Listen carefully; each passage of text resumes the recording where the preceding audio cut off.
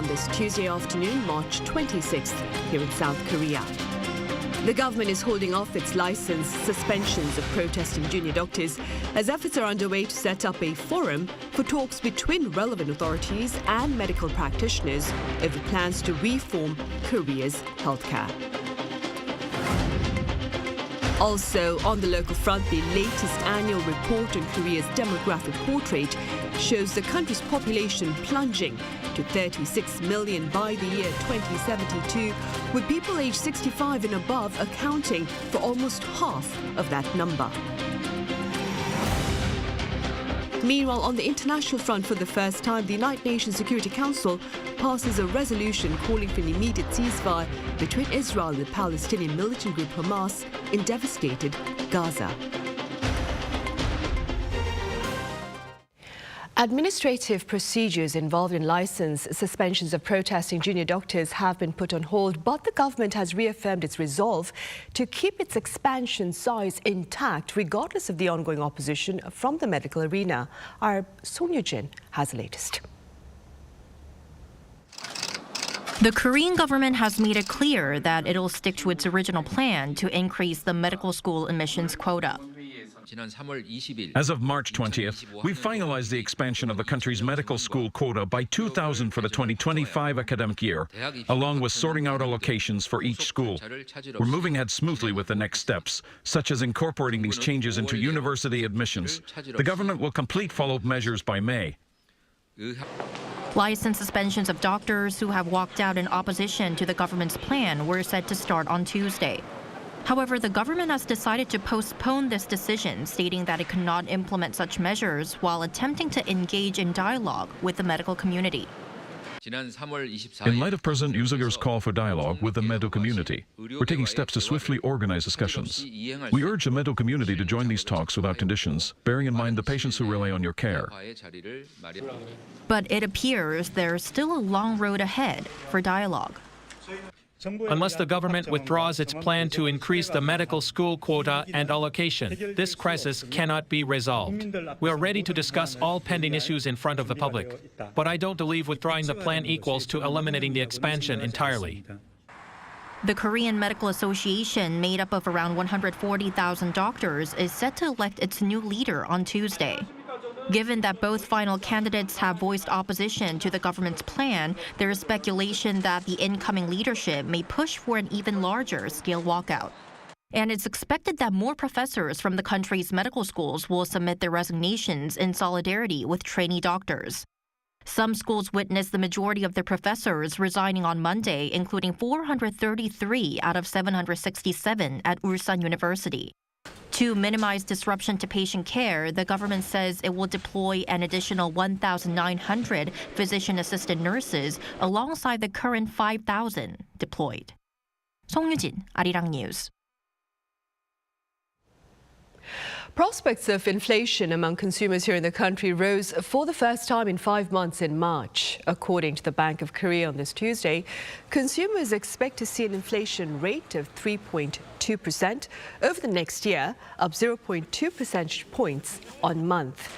Bank officials linked the rise to higher grocery bills, including those for fruits. We've been reporting on Korea's bleak demographic future for some time now, and the latest annual projection is doing little to allay related concerns. In fact, the country's population is predicted to plunge to 36 million by the year 2072, with people aged 65 and above accounting for almost half of that number. Our Moon Hae-ryun has more. As the number of births in South Korea plummets, the country's population is also on a downward spiral. That's according to the annual report on Korean society released by Statistics Korea on Tuesday, which showed that South Korea's population came to just over 51 million in 2023. It's forecast to drop to as low as 36 million by 2072, with some stark differences in the proportion of age groups in the population.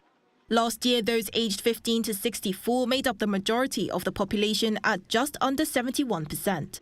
But less than 50 years from now, this age group is expected to be around 46% of the population, with people aged 65 and above making up the majority at over 47%. This bleak projection comes on the back of the lowest fertility rates the country has seen since data was first compiled in 1970. In 2023, the fertility rate in Korea, the average number of children a woman is expected to have in her lifetime, dipped to 0.72 births. The total number of births recorded came to around 230,000, and this is less than a half of the total tallied in 2012. This figure has seen a consistent decline since the 2000s, considering in 2000 around 640,000 babies were born.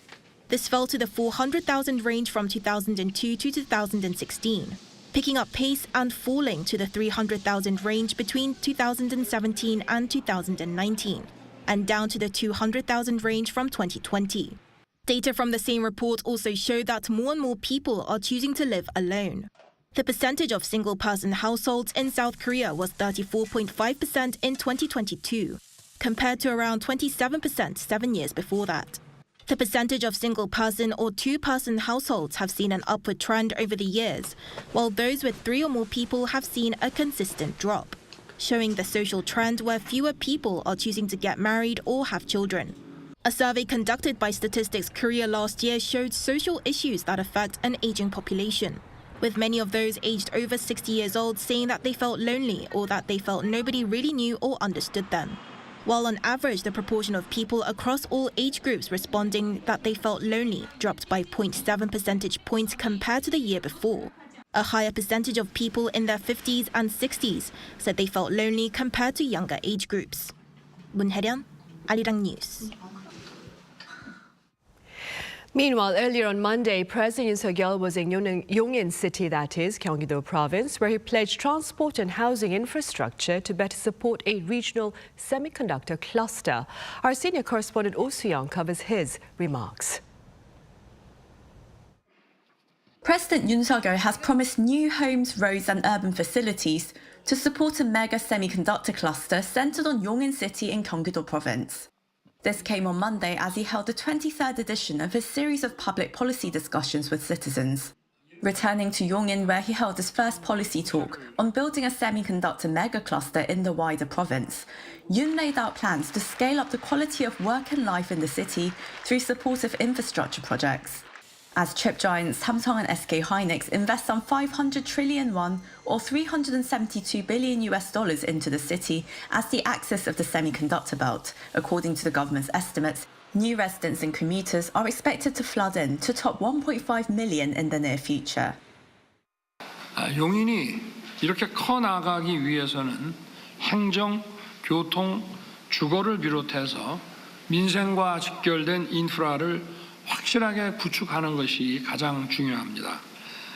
This includes a semiconductor expressway stretching across the cities of Yongin, Hwasong and Ansong.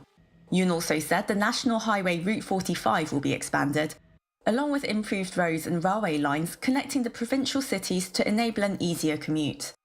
To upgrade urban livelihoods for new city dwellers, Yongin will create a residential and cultural complex town along with smaller townships to provide quality housing and amenities for the younger generations and senior citizens. A new semiconductor Meister High School will also open in Yongin to foster a local talent pool for the surrounding chip industry. To facilitate these plans, the government will push to enact a law on special cities to give them more decision-making authority for their respective development projects.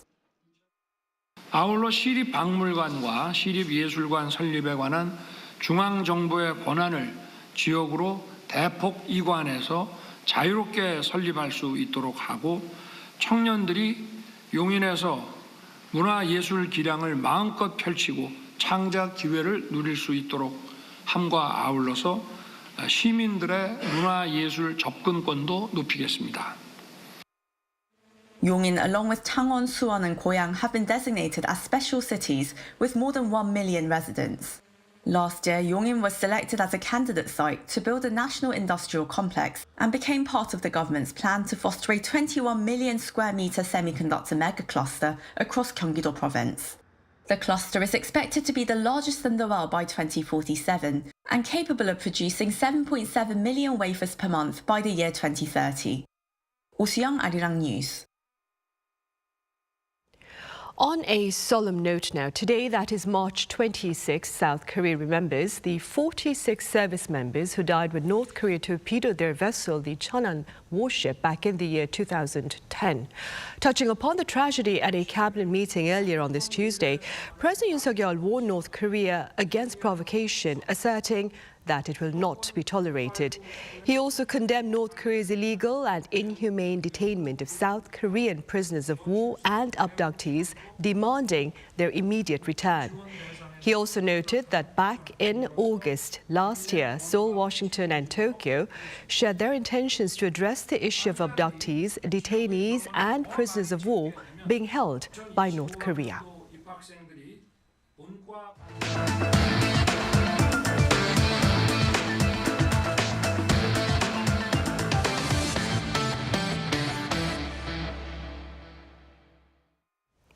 The UN Security Council has passed a resolution calling for an immediate ceasefire in violent confrontations between Israel and Hamas that have devastated Gaza. Our Shin Se-byuk reports. The United Nations Security Council on Monday adopted a resolution demanding an immediate ceasefire between Israel and the Palestinian militant group Hamas. The resolution, which passed 14-0 with the U.S. abstaining, demands an immediate ceasefire that could lead to a permanent and sustainable truce. It also called for the immediate and unconditional release of all hostages. This marks the first time the Security Council has adopted a resolution demanding a ceasefire related to the situation in Gaza. This bloodbath has continued for far too long. It is our obligation to put an end to this bloodbath before it is too late. The U.S. explained its reasons for abstention, stating that while it agrees a ceasefire is necessary, it believes certain, quote, key edits were missing in the resolution. Certain key edits were ignored, including our request to add a condemnation of Hamas. The White House National Security Advisor John Kirby stated in a briefing later the same day that the U.S. decision not to exercise its veto does not indicate a shift in U.S. policy direction. Kirby added that the U.S. backed a ceasefire but did not support the resolution because the text did not condemn Hamas. Following the adoption, Hamas welcomed the UNSC resolution, saying it was ready to engage in an immediate prisoner swap with Israel. Meanwhile, Israel, which has consistently opposed a ceasefire on the grounds that it would solely benefit Hamas, expressed particular dissatisfaction with the United States for not using its veto power this time. This led to Israeli Prime Minister Benjamin Netanyahu abruptly canceling the planned visit of a high-level delegation to the U.S. next week. The White House expressed its very disappointment over Netanyahu's decision, but said talks between U.S. National Security Advisor Jake Sullivan and Israeli Defense Minister Yoav Gallant would go ahead. Shin Se-byuk, Arirang News. Also, on the international front, while acknowledging the role of radical Islamists in the tragic killings of innocent people at a Russian music venue last Friday, President Vladimir Putin insists the mastermind behind the massacre is Ukraine. Our Eastern Jae covers his comments. For the first time since the deadly terror attack at the ROKS City Hall near Moscow, Russian President Vladimir Putin acknowledged that radical Islamists were behind the attack that killed at least 139 people, including 3 children. We know that the crime was committed by the hands of radical Islamists, followers of an ideology that the Islamic world itself has been fighting against for centuries. However, despite ISIS releasing a 90-second video claiming responsibility for the deadly terror attack, Putin insisted that Ukraine was ultimately behind the attack.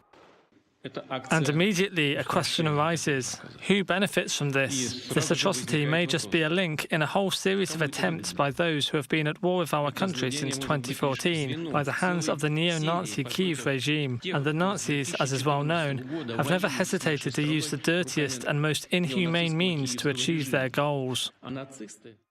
Washington once again refuted the accusation, calling it a propaganda campaign by the Kremlin, emphasizing that the Islamic State alone carried out the attack and had no connection with Ukraine. France also contradicted Putin, saying that their intelligence indicate radical Islamists were behind the attack and not Ukraine. Meanwhile, at a counterterrorism meeting chaired by Putin, the head of the committee investigating Friday's terror attack said it was carefully planned and prepared. It also said that all 4 key suspects, all of whom were Tajikistan nationals, pleaded guilty in court and testified in detail about the instructions given to them before carrying out the deadly attack. It's been reported that 3 more men from Tajikistan have been detained on suspicion of helping prepare the terrorist attack. Lee Seung-jae, Arirang News. Back here in Korea, rural development authorities are working to better support initiatives aimed at tailoring technology for local farms to allow for greater productivity at lower costs. Our Chung Eun-ju explains. This is brewer's spent grain, or BSG, the leftover residue from making beer. It contains twice as much protein as flour with fewer calories, making it highly nutritious. This Hanu cattle farm uses BSG mixed with hay to produce high-quality fiber-mixed feed. While maintaining the Hanu grade, the farm has saved about 350,000 won, or roughly $260 in feed per 2 cattle. The cost of feed, which was about 4 million won, dropped to the mid 2 million to early 3 million range, while the cattle grade is similar. Spring onions grow in this hydroponic farm where nutrients are supplied to crops through pipes. Unlike open fields, hydroponic farms are not affected by weather, soil, or pests, and farmers don't have to stoop down to work, which makes farming easier. From being harvested twice a year in the open field, it's now possible to harvest up to 8 times a year with hydroponic cultivation. With hydroponic cultivation, it's possible to harvest 4 to 8 times, and the profit is generally 3 to 4 times higher than in open fields. This transport robot follows workers and assists with labor. It can operate continuously for over 10 hours and carry up to 300 kilograms. According to an analysis of the effects of the new technology distribution project promoted by the Rural Development Administration last year, income and productivity increased by over 30%, while production costs were reduced by 26%. To enhance agricultural competitiveness, rapid distribution of developed technologies is crucial. We plan to actively promote customized new technology dissemination projects to meet the needs. The Rural Development Administration plans to invest 64.2 billion won, or roughly $48 million this year, a 16% increase from last year, to carry out 134 new technology distribution projects. Chung Eun-ju, Arirang News. In other news, weddings cost money, and for the less fortunate, this callous reality keeps them from being able to share their wedding vows in front of family and friends. Accordingly, government officials here are seeking to offer some support. Our Choi Soo-young shows us how. The groom and the bride bow to each other. After 6 years, Mr. Lee Il-deok and Ms. Park Kyo-sim finally had the wedding they had always wanted. Their faces lit up with bright smiles. Monday's wedding was made even more special with the traditional matrimonial ceremony being held in Korea House in central Seoul. Both the bride and groom are defectors from North Korea. Park fled North Korea in 2011 and settled in South Korea in 2018. But she struggled a lot, living as a single mother. A year later, she met Lee, and they formed a family, having 2 more children and sharing a common bond as North Korean defectors. I got married because I wanted to be by his side. I support him whenever we struggle or are affected by illness. However, due to financial difficulties, they couldn't even dream of holding a wedding ceremony. My wife really wanted the wedding. Overall, everyone helped us enormously in everything. So we're really grateful. Thank you so much. The South Korean government is actively supporting vulnerable families, including defectors like Ms. Park and Mr. Lee. As part of such support, the Cultural Heritage Administration and Korea House provide a traditional wedding ceremony and first birthday party free of charge to those in financial difficulties. These free ceremonies, including hair and makeup, dress and a reception will be provided weekly until November 4th. I hope that South and North Korea can become one, just like the meaning of a marriage becoming one. That's why we invited them first. It would be meaningful for defectors, our brothers and sisters, to be the first to have this traditional wedding ceremony. Korea House Director Kim said they plan to expand the service next year to provide more people with opportunities and thus promote the beauty of Korean tradition. Choi Soo-hyung, Arirang News.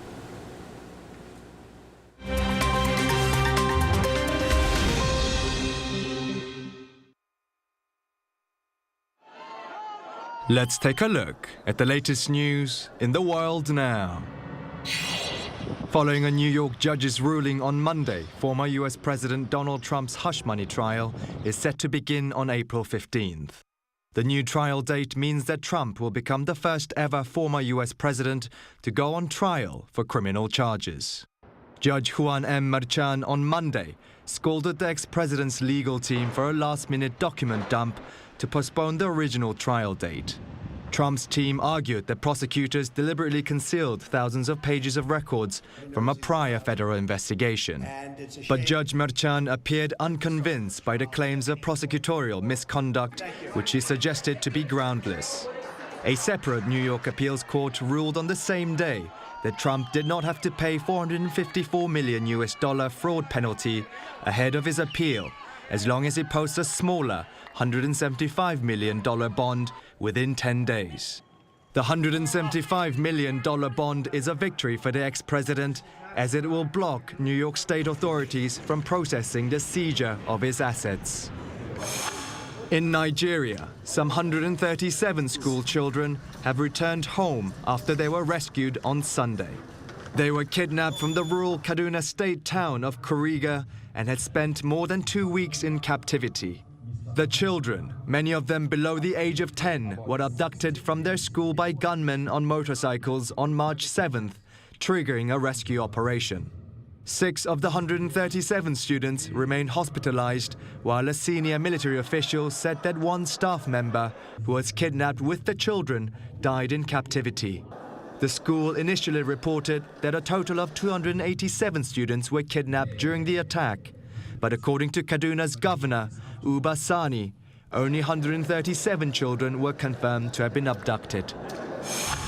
Now to the UK's capital, where a convoy of more than 100 tractors drove to the British Parliament in protest against recent trade deals and cheap food imports. Farmers, some with Union Jack flags and banners with slogans including "No farmers, no food, no future," demanded that the government improve the country's food security by enforcing more accurate food labelling. They also called for an end to post-Brexit trade deals that allow the import of substandard, cheaper foods. Organisers Save British Farming and Fairness for Farmers of Kent echoed the message that unsupportive policies were putting the British food industry at risk. A Russian spacecraft docked at the International Space Station on Monday with 3 passengers, one each from the US, Russia and Belarus. The 3 members were Oleg Novitsky from Russia, Marina Vasilyevskaya from Belarus and Tracy Dyson from the US. The ISS now has a total population of 10. The Soyuz MS-25 spacecraft launched on Saturday with a 2-day delay after the initial launch was aborted due to a chemical power source issue. Space is one of the few remaining areas of cooperation between the US and Russia. Kim Seong, Arirang News.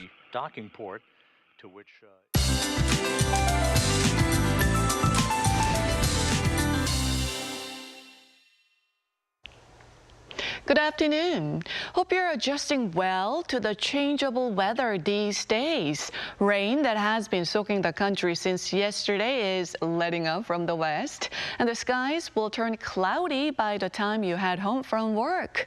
But as you can see, a mix of rain and snow continues through the evening in the east of Gangwon-do province.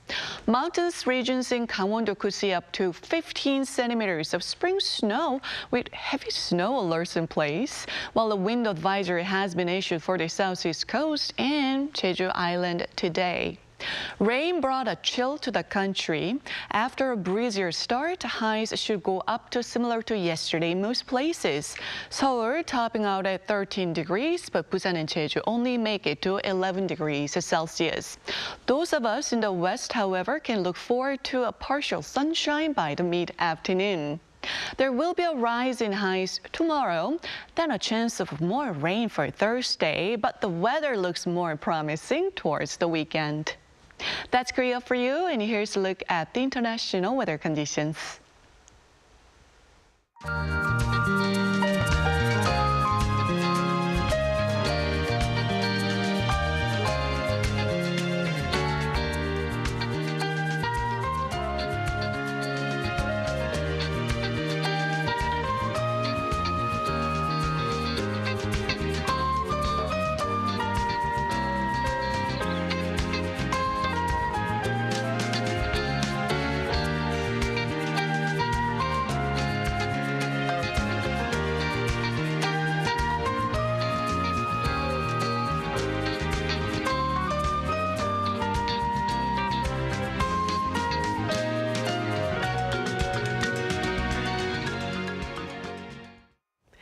And those are the headlines at this hour here in Korea. Coming up next is our daily panel session. Do stay with us. Thank you for now.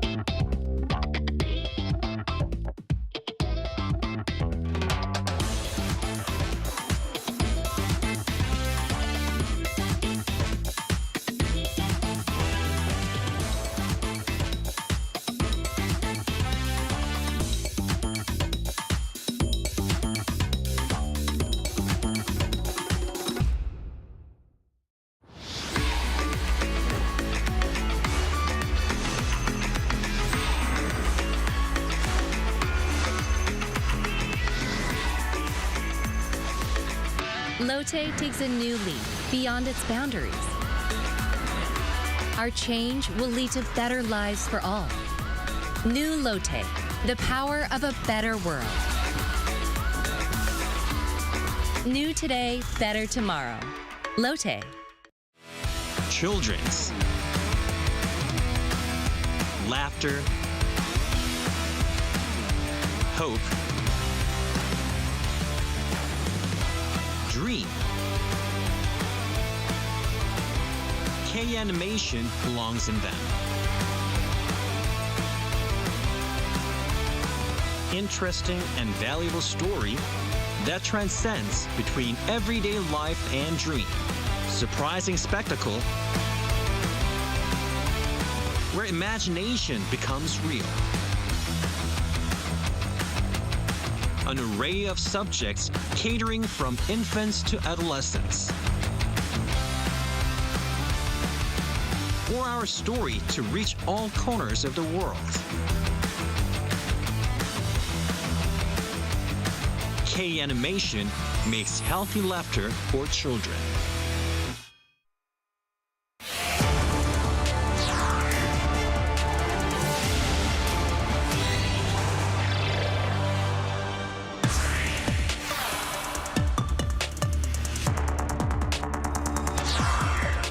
Japan has raised its key interest rate from minus 0.1% to between 0% and 0.1%, ending a negative rate policy that was adopted in 2016. So why was the negative rate policy adopted? And what prompted the latest shift in policy from negative to positive? Also, what are the broader implications of this monetary policy shift? Hello and welcome to Tuesday's edition of Issues and Insiders. I'm Min San-hee. Today we touch upon Tokyo's recent decision to raise its benchmark interest rate for the first time since 2007 and to end a negative rate policy adopted back in the year 2016. For more, I have Professor Kim Se-wan at Ewha Women's University live on the line. Professor Kim, welcome. Thanks for having me today. I also have Professor Sayuri Shirai at Keio University live on the line as well. Professor Shirai, it's a pleasure. Thank you very much. Right, Professor Shirai, let's begin with some background information regarding the Bank of Japan's monetary policy. First then, why did Japan adopt a negative monetary policy back in the year 2016? And what was the response from pundits back then to this move? Actually, I was a board member at Bank of Japan in those days, and I voted against this decision to introduce negative interest rate. I think my understanding is that in those days, there was a heightened global uncertainties because since the middle of 2015, there was a China's depreciation of their currency and the sharp fall in the Chinese stock prices. And there was also uncertainty in the German commercial banks. So then yen started to appreciate and yen started to appreciate below 120 against US dollars. I think that kind of led to this decision to introduce additional monetary easing in 2016. Right, I see. And Professor Kim, for some broader perspective, I believe Japan was not actually the first nation to adopt a negative rate policy, right? That's correct. Actually, people are not familiar with negative interest rate because it means that you pay something to banks when you deposit money at the banks. But as you said, several central banks had implemented negative interest rate as part of their response to economic conditions in 21st century. For example, Switzerland Central Bank introduced a negative interest rate in December 2014 to counteract the appreciation of Swiss franc. Also, Swedish Central Bank, Swedish Riksbank, also implemented negative interest rates in 2015 to stimulate economic growth and combat deflationary pressures. But it should be noted that among the major economies, Japan has been the only example of negative interest rate by central bank. Bank of Japan's negative interest rate policy from 2001, as far as I know, gave an important lesson to other central banks like U.S. Federal Reserve when they were about to adopt a zero interest rate policy after the outbreak of global financial crisis in 2008. To most of Western major central bank, therefore, zero interest rate was something unprecedented policy, and Japan's long experiences with zero and negative interest rate policy gave them assurance on implementation of zero interest rate policy after 2008's global financial crisis. Right, I see. Back in Japan then, Professor Shirai, what appears to have prompted monetary policymakers there to raise their interest rates for the first time, I believe, in some 2 decades? And how do you respond to this move?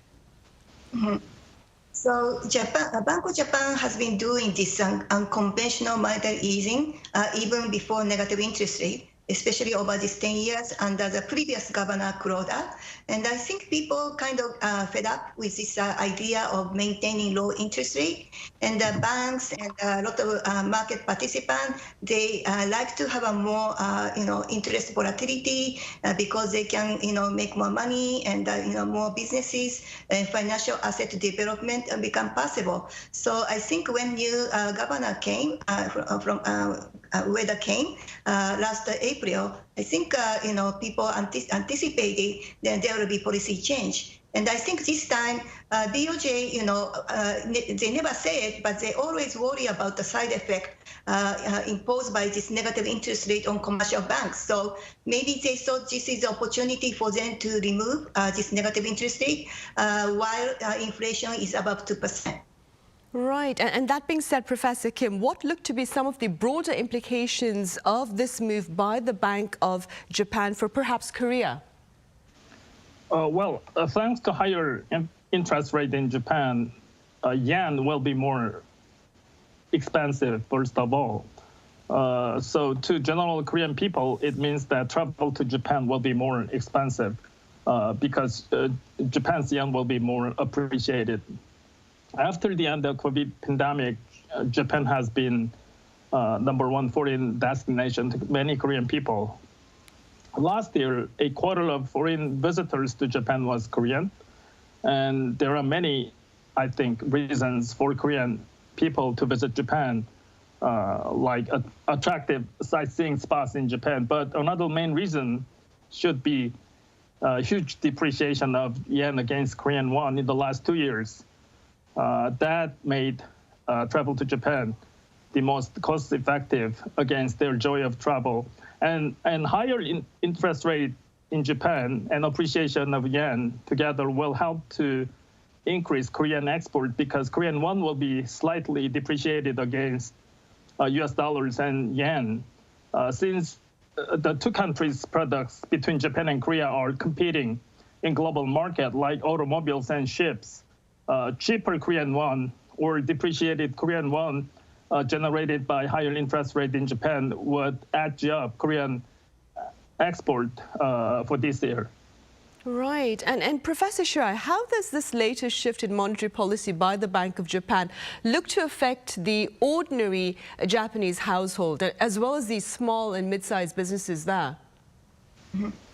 So far, the impact is really small because BOJ's policy made fundamental changes. But, on the short-term interest rate, just a tiny increase from small negative to plus 0.07. So it's very tiny increase. So far, there was a very small increase in deposit rate, but, just around 0.01%. So nothing really changed. And so far, commercial bank hasn't raised their lending rate, so remain at 0.3%. So overall, the Japanese, interest rate remain really low.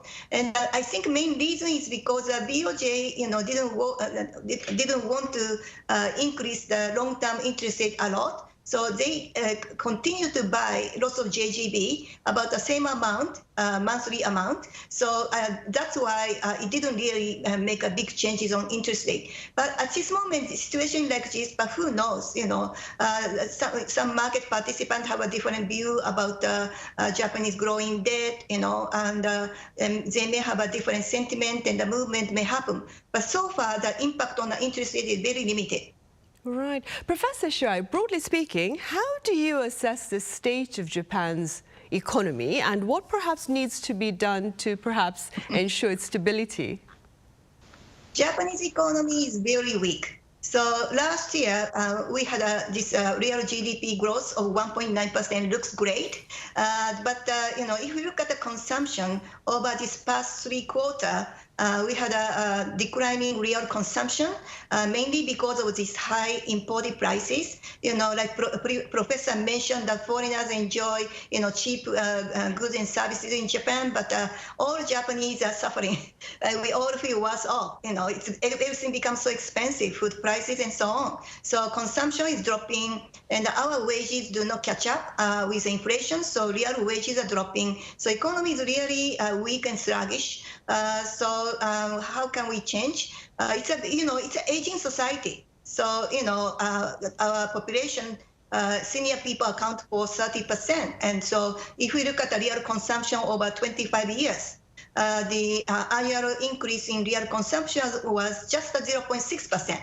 So almost stagnant consumption economy. So from this perspective, also very difficult for BOJ to maintain 2% in stable manner based on this demand-driven, wage price virtuous cycle. That hasn't happened yet. Right, I see. Professor Kim, Professor Shirai just mentioned Japan's aging society, and that is not simply a Japanese problem. It's also a reality here in South Korea. In fact, there's been quite a bit of concern shared about Korea's workforce starting in the year 2028, I believe, Professor Kim. Do touch upon these concerns for us, and what are your suggestions to tackling these concerns? Well, I'm glad that you raised this point related to rapid Korean aging situation, Sunny. Korea will begin to see shrinkage in both its workforce and its economically active population in 2028 as a result of its super low fertility rate and rapidly aging demographics. Among the OECD member countries, these members are relatively rich countries. Japan is the oldest society in terms of a relative size of old people, or over 65 years old. At the same time, Korea is the fastest aging society among OECD member countries. So as a result, what we know for sure is that Korea will be the #1 aged economy, and Japan will be #2 aged society by 2045. So this fast population structure change dismantles the basis of the Korean economy, and it further generates more instability in Korean economy. It looks that it is not possible to increase young population in the short run because it is related to so many intertwined social problems in South Korea. The only way to avoid sudden shortages of workers is accepting more immigrants from abroad and utilizing more female workers. So there needs to be more flexible and wider immigration policy and female-friendly labor market to maintain international manufacturing and industry competitiveness in the future. Right, and expanding on what Professor Kim has just mentioned about coming up with more female-friendly policies in the workforce, Professor Shirai, I understand Japan has been seeking to bolster its shrinking workforce by implementing policies that is targeting its female population. What more can you share with us? Yeah, so we started to see a lot of female workers, taking high-ranking position, but still very limited.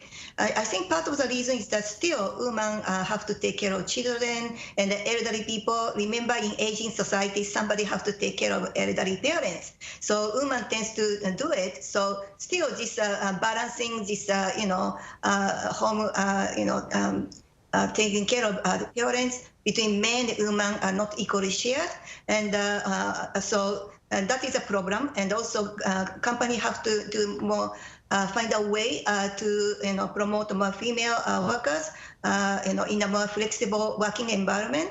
And still, a lot of women have to work at the company. So, online working environment is not fully implemented. Professor Shirai, Professor Kim had mentioned the idea of opening doors to immigration as one way of boosting the workforce. Is this a policy proposal that perhaps Japan is considering in the long run? So we started to see a growing number of foreign workers in Tokyo. I see so many foreigners living, in my apartment and everywhere. So certainly we started to see an increasing number of foreign workers. But I guess eventually government have to do a bit more to accept foreign workers and together with their families, more permanent basis. That I think Japan hasn't done in a drastic way. And speaking about permanent migration, Professor Kim, could permanent migration be a tangible solution for Korea's shrinking and aging population, do you think? Yes, it could be. But it should be pointed out that accepting foreign workers in a larger scale causes unexpected social unrest, according to experiences of other countries. For example, recently, Sweden is experiencing serious social conflicts after having huge workers from Middle East countries. And personally, I don't think that the Korean people in general are emotionally ready for this huge inflows of foreign workers.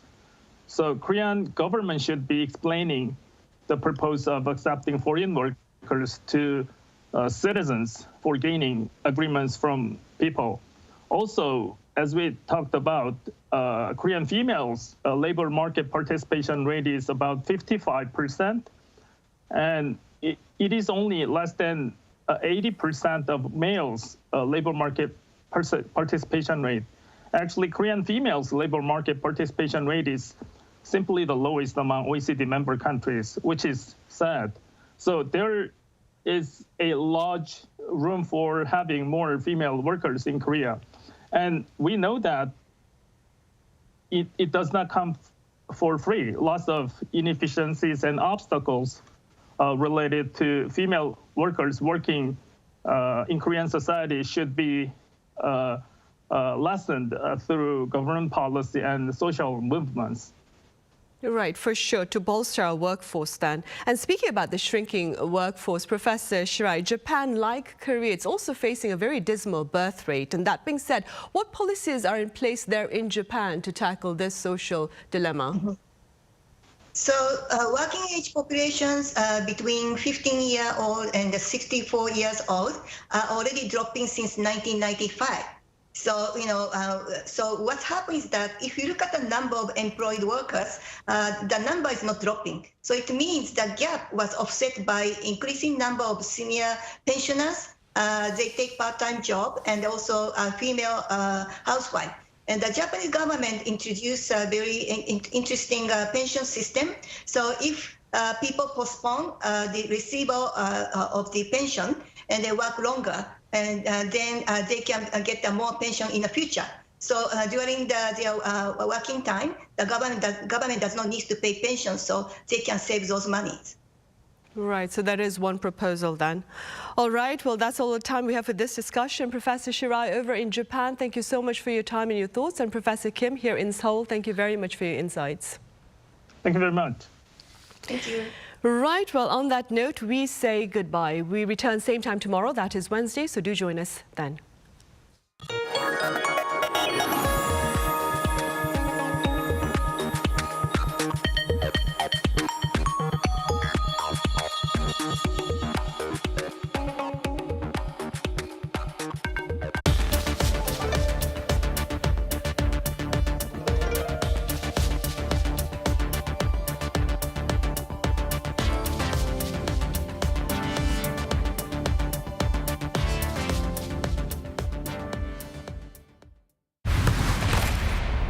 Korea. Some people call it the country of Taekwondo. People are more interested in Korean culture and other aspects of it, and one of those things is Taekwondo. Surtout, ne commencez jamais le taekwondo, parce que si jamais un jour vous commencez, vous ne pourrez jamais vous arrêter d'en faire. 아, 정말 이렇게 제 인생을 좌우할지는 정말 몰랐어요. 왜냐하면 태권도의 나라, 한국에서 태권도를 하고 싶어서 한국에 처음 왔는데 지금은 13년째 살고 있습니다. 태권도 이런 무술입니다.